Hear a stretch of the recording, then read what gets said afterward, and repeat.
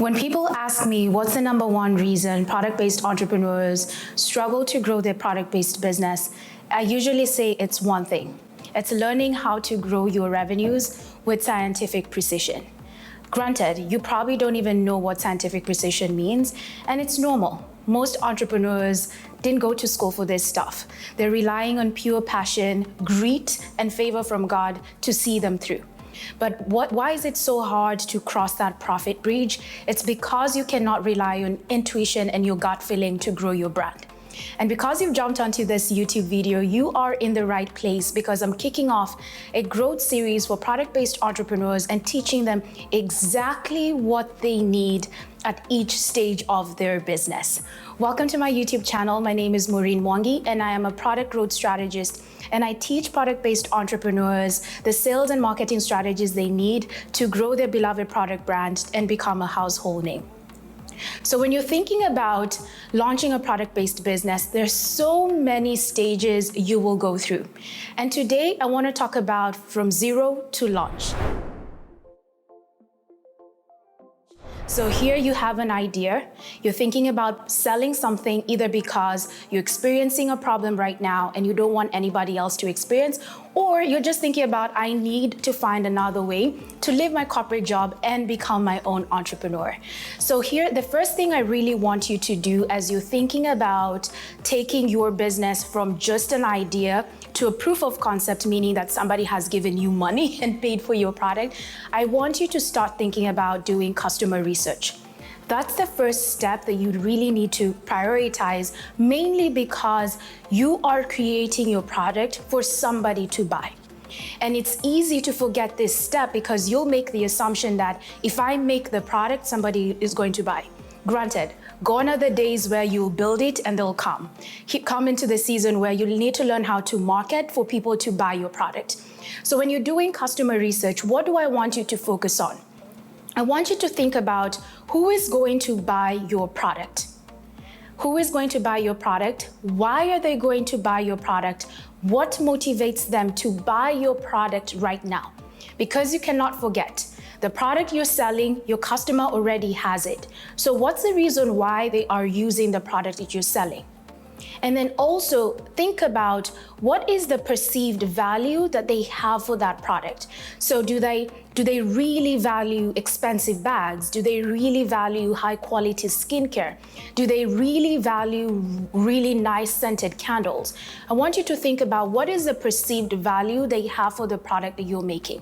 Because I want you to have a clear picture of exactly who is going to buy from you. You may not have the details to the T, but you should have at least an image of who that person would be so that you can start to form an opinion of how you're going to speak to them. The second thing you're going to do once you've done your customer research is I want you to design a product that solves a problem. Generally, what happens is we buy products because we want that product to do something for us, right? If I have a skin condition like hyperpigmentation, I'm going to buy a skincare product that is going to help deal with my hyperpigmentation. So I want you to really think about this from this perspective. When you're making your product, when you're ordering your product, or you're thinking of getting a contract manufacturer, what problem are you trying to solve for? Because products that sell are products that are designed with a deep understanding of who your customer is and what problem you're trying to solve. Because if you want to sell a kit, I want you to think about the journey, the transformation journey. So where's your customer in step one and where's your customer going to be at step two? And what are you trying to sell them in between? This is going to inform whether you're going to have 5 products when you're launching or whether you're going to have 1 product when you're launching. Because here's the thing, the biggest mistake I see people making is ordering too much inventory or having too many products within their lineup. The more products you have, the more hoops you're going to have to jump through when it comes to marketing. So ask yourself, what is that transformation that you're trying to provide, and where is your customer at the inception and where do you want them to be at the end? Because you need to bring to life products that bridge that gap. If it's 3 products, that is what you need to launch with. If it's 2 products, that is what you need to launch with. And now that you've designed a product that solves a problem, I want you to think about what is your product's irresistibility. This is the third step. What is your product's irresistibility? Because I want you to step into the magic of your product, into the beauty of your product. Why is your product so great? Do you have one ingredient that is going to be highly transformative? Do you have a process that is simple, that is going to be convenient and help your audience solve the problem they have? Is it that you are an expert? Like, what's the genius behind your product? And really own it. Write it down, own it, because this is what you're going to sell. And the reason I'm saying this at this stage is many people have this perception that it has to be grand, it has to be magical, it has to be this big thing that you're selling. It's the simple stuff that sells.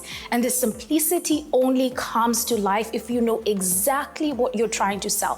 For you, the entrepreneur that's watching this, it's your product irresistibility. What makes it unique? What makes it valuable? Why are you the best person to sell it? What is going to help your customer achieve exactly what they're looking for? Because now, when you have that picture, you know who you're selling it to, you know the problem that you're solving, you know the irresistibility, you're now at a stage where it's time to let go of the how. Like, a lot of people get stuck with, do I need to do SEO? Do I need to have a website? Do I need to have a logo? Do I need to have a graphic designer? Do I need to do paid ads? That is just the how. And sometimes when you're stuck in the how, you lose your brilliance, you lose your magic. And now I want you to step into why you are doing this and step into the belief as to why people would buy this. I want you to release the shoulds, the haves, the where I should be and the what I need to be doing, and step into what do I need to believe in order to be successful in this journey? What do I need to believe in order to create income in this process? And I have a few beliefs that I think would be highly valuable, and I've always told my clients this.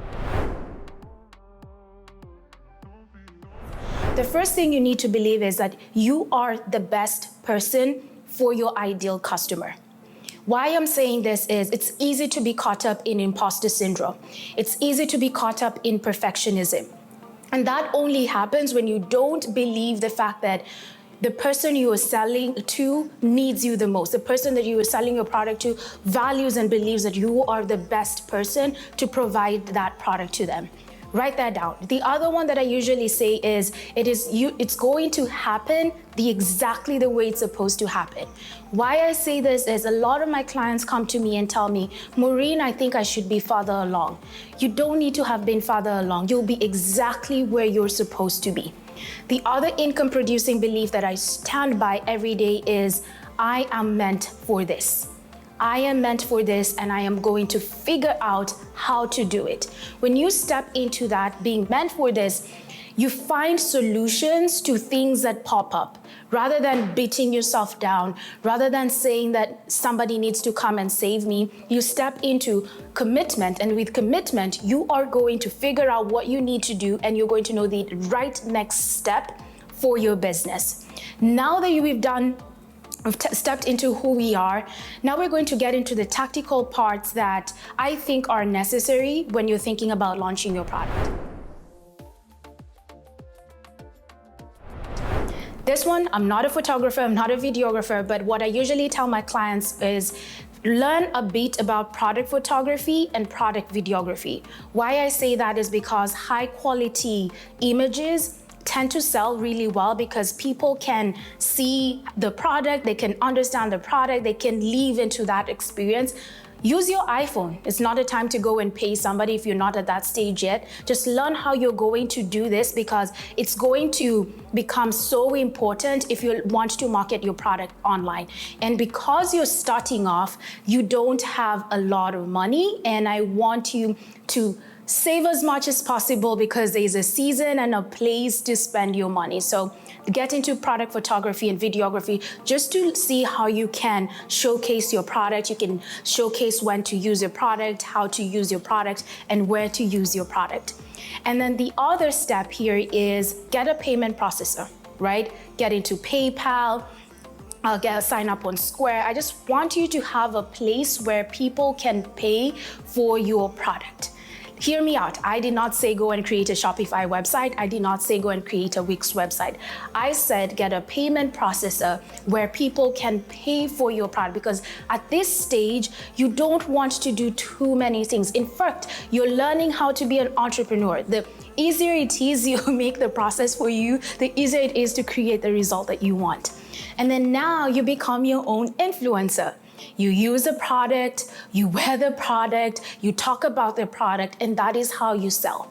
If you're in the fashion industry, wear your product everywhere. Whether you're going to brunch, whether you're going to an event, whether you're going to the market, wear it. And when people ask you, where did you get it from? You say, it's my product. Then you ask them, are you ready to buy? Then that is why I talked about having a payment processor so you can collect the payment. I want you to learn the art of becoming your own influencer. And why I'm saying this is because at this stage, we also get caught up in wanting to hire influencers. You're not ready for an influencer yet. How are you going to help your influencer market the product for you if you don't even know the details really well? So I want you to become your own influencers, more like show up and tell. If you're selling your skincare, I'm hoping you're using that skincare so that people can see your skin glowing, right? If you're selling candles, I hope you're going everywhere with your candles and talking about how awesome your candles are. Like, are you really talking about it, or you're shying away from talking about it? Because if you can't talk about it, there is no way you're going to talk about it online. And then the last part, I want you to find local events where you're at, sign up and attend. Here's why I'm saying this. When you learn how to sell your product offline, it's going to be so much easier for you to sell your product online. Why? When you interact with people, you're going to get customer feedback, you're going to get some market research, you're going to learn even how to overcome objections when you're selling in person. And this is important for me because one of my clients came to me with an idea, decided, you know what, I'm going to invest with Maureen and take my idea from zero to my first 10K, and now they're doing about 20,000. And one thing they said was they did not know how hard it is to sell your product in person. Because there's this thinking that as long as I have my product, somebody is going to buy. But here's the thing, when somebody comes into your booth, you're going to first of all have to figure out how to invite them in. Then you're going to have to figure out what questions to ask them. They're going to have a dialogue, and then when it comes to purchasing, some people are ready to buy, some people are not ready to buy. And this is where the skill of selling starts. And this is the thing I want you to learn it from zero to launch. It's really what makes you unique, how can you market, and how do you start selling and speaking to people? And you can only do this offline.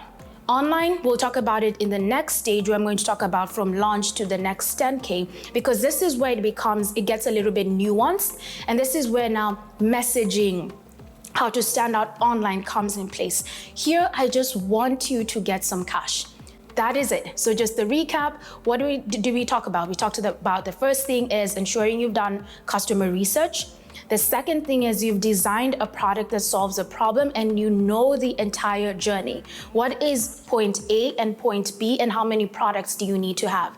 The third thing, you've unlocked your product's irresistibility, meaning you know exactly what makes your product unique, so you can start having some pointers when it comes to marketing. The fourth thing, you're releasing the shoulds and the haves, and you're stepping into income producing beliefs so that you can become the person that can sell this and become the person who can figure out how to do it instead of getting stuck in the how. The fifth thing we talked about is learning some basic product photography and videography, mainly because we're going to need this when we're stepping into the online space when selling. And then you need a payment processor to collect payments. And then the other thing is you become your own influencer. Don't hire another influencer, just show up and sell and tell everyone who is an ideal customer about your product. And lastly, it's finding an event, attending to that event, and selling that product. And if you want to know exactly what builds obsession for your product-based business, I want you to watch the video that's going to pop up on your screen. See you, brand builder.